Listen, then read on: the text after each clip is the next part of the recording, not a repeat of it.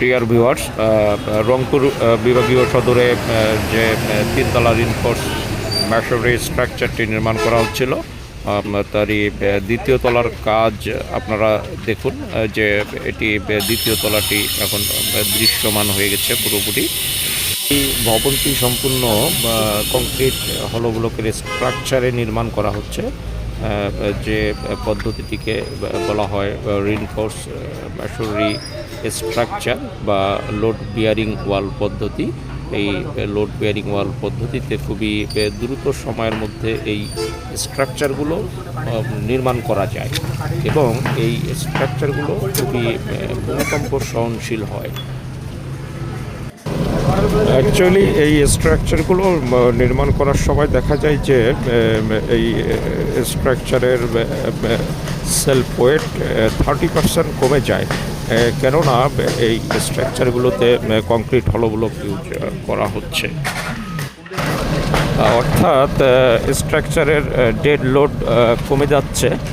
এতে করে দেখা যায় যে স্ট্রাকচারাল অ্যানালাইসিস করে এই স্ট্রাকচারগুলোর ক্ষেত্রে রিনফোর্স মেশনারি করাতে তো স্ট্রাকচারাল কস্টিংটাও কমে আসে। তো সেক্ষেত্রে দেখা যায় যে বেসিক্যালি অন্যান্য স্ট্রাকচারের তুলনায়, বিশেষ করে ফ্রেম স্ট্রাকচার থেকে কম্পেয়ার করলে দেখা যায় এই স্ট্রাকচারগুলোতে 20 থেকে 25% কস্টিং কমে যায়। কাজে আমি একটি কথা বলতে চাই আপনাদেরকে, তো আপনারা এই ধরনের স্ট্রাকচারগুলো অবশ্যই কংক্রিট হলো ব্লক দিয়ে নির্মাণ করতে পারবেন।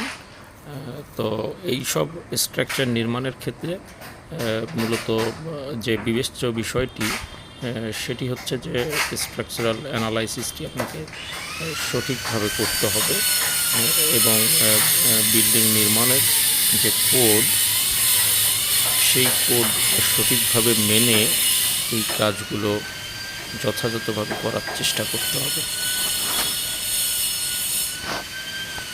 সর্বপ্রথম যে বিষয়টি সেটি হচ্ছে কংক্রিট হলো ব্লক।